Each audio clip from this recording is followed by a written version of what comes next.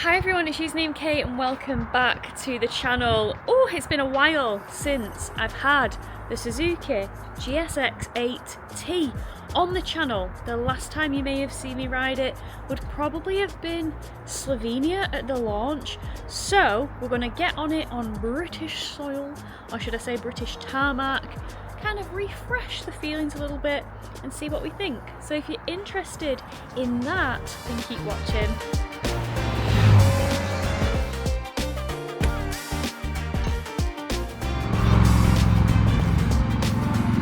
Alright team, well today I am out on Suzuki's GSX-8T and I really like this bike. I really do. If you guys watch the channel, you'll know that I am actually besotted with the GSX-8R. I absolutely love that bike. I've put a Scorpion exhaust on it that sounds dirty. I've RNG'd it up to the nines so that it's all crash protected. And I have that on a long-term loan with kind of the view to perhaps buy it at the end of the long-term loan.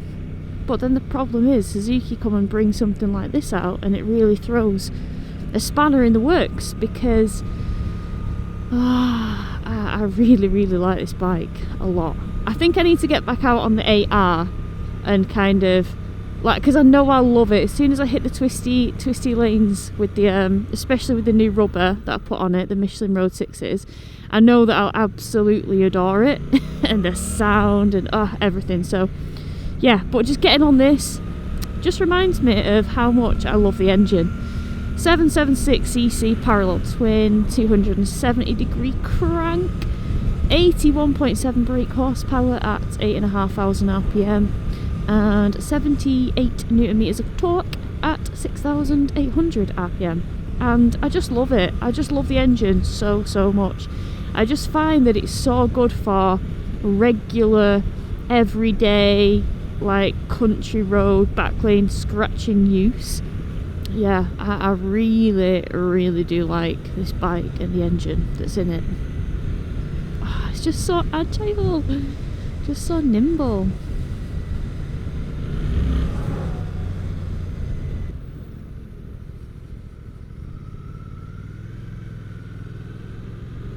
So as well as a nice engine in this, just adding to that 800 range, we've got the V-Strom 800 RE, we've got the V-Strom 800 DE.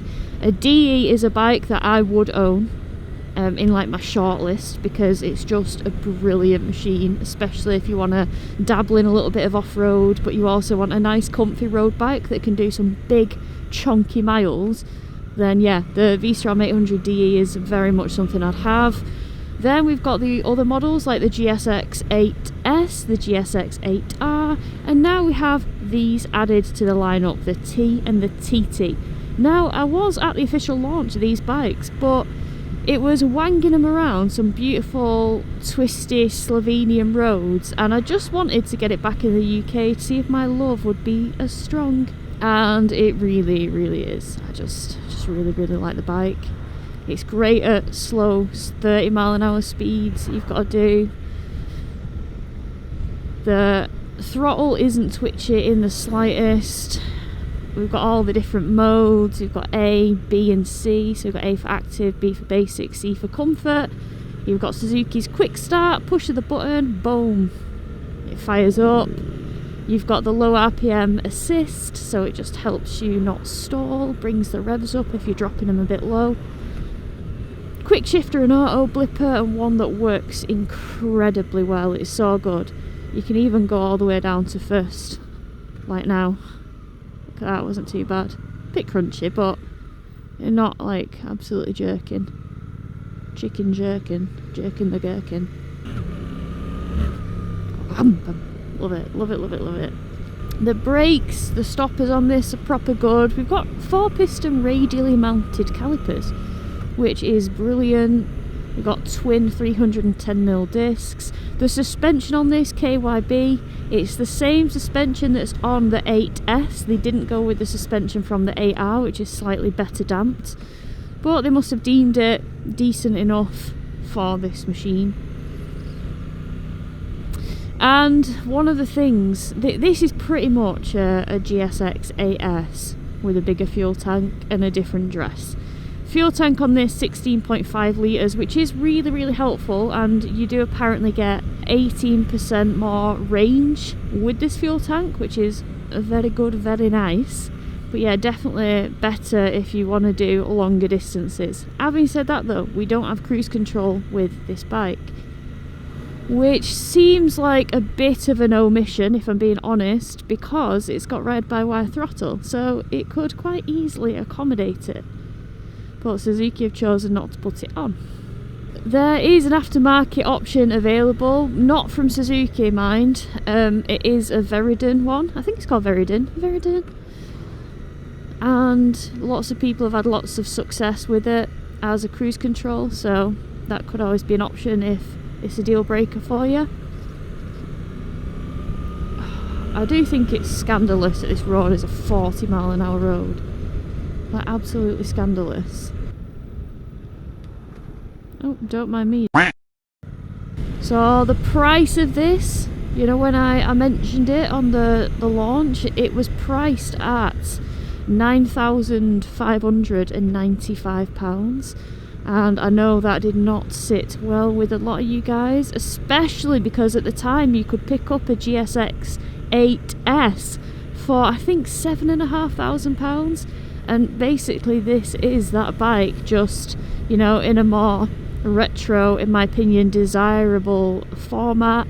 You've got a bigger tank of 16.5 litres, but not much is kind of different really. You've even got the same suspension. They didn't go with that, you know, more premium suspension that's on the R. So there was a lot of you that were a bit like, come on Suzuki, what are you doing with the price?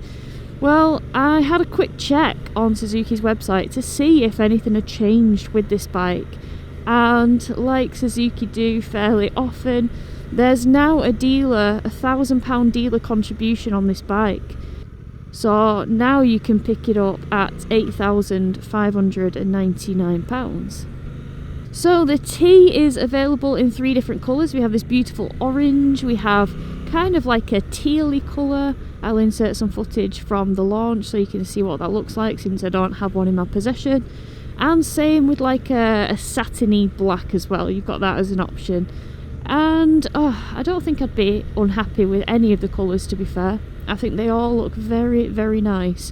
Now with the T you've got gold forks, with the TT you've got black forks, and the T is actually a little bit taller than the TT, would you believe. It's got a slightly different seat on. This is a tuck and roll seat according to Suzuki, and the TT has a like flat stitched seat, which they're both extraordinarily comfy. I do think I find the TT a little bit more comfy, which is ironic because it's got less padding, so you would assume this one would be more comfy. But yeah, I don't know, and I'm not saying this isn't comfy, this is extraordinarily comfy, but the TT just, for me, pips it in the comfort department. And I really, really like that black and red stitching that is on the TT seat. Very nice, very, very nice. But yeah, the dash is a 5-inch TFT, and I really, really like it. It's one of my favourite dashes that a manufacturer has on a bike. I just love the colours. Kind of just remind me of like old retro Suzuki colours with like the light blue low in the revs, the dark blue, and then the red. I think it looks real nice. All the colours pop. Dead easy to use on the switch gear again. That's another thing that's one of my favourite things about this bike, is just the fact that everything is extremely intuitive. We don't get an adjustable clutch lever. That's slightly annoying, but thankfully the reach of it isn't massively far out for my little baby hands. And we've also got a slipper clutch and a quick shifter and auto blipper on this that works absolutely fabulously, so 0 complaints there. We do have a black engine with this, and I do wish that the 8R had that because it just looks very, very nice. Oh, I do like the views from here, so nice. But yeah, the weight of this, we've got 201 kg. It's 2 kilograms lighter than its TT brother, because its TT brother has a belly pan and a cowl, so that does add a little bit of weight to the job. But yeah, the seat height on this, as mentioned, 5mm taller, so it takes it to 815mm. Now for reference, I'm a 5'4" individual, or 162 centimetres. I'll insert a clip now. And the most important measurement, my inside leg, is 29 inches, or 73.66 centimetres. And this is what it's like for me to sit on this bike, and it does feel a smidge taller than the TT, but it is only marginal. And if you've got your heart set on the T and you're a short rider, I wouldn't let that 5mm put you off from going for the T. It's just lovely. I love the tank badges at the side. I love the glossy tank, the orange tank. They call it gold, but it's orange, let's be real, because it's basically the colour of Mike's beard, which is real nice. So I think we'll do a little stint on the motorway just to see what the vibrations are like and stuff like that. But you know what, it's the tiniest bit buzzy, but nothing like, I don't actually get in from a ride on this bike and have tingly hands, so that's very, very good. So we're in third gear. I'm going to drop it down to second with that blipper, so we're just higher up in the revs, and we'll just release it in a second. Oh, I do love a short shift. I love a good short shift.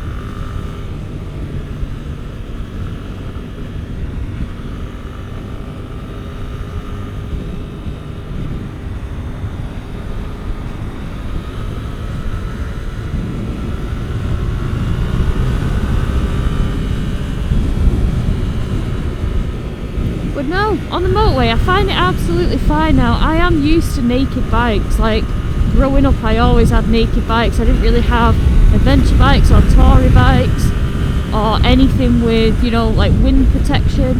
So I am just very used to clean air hitting me square on, and I actually really like that feeling. Obviously on a proper windy day it's not so fun, but proper windy days on a motorcycle aren't fun, generally speaking. But yeah, look at this, we're doing a nice legal speed of 70 miles an hour.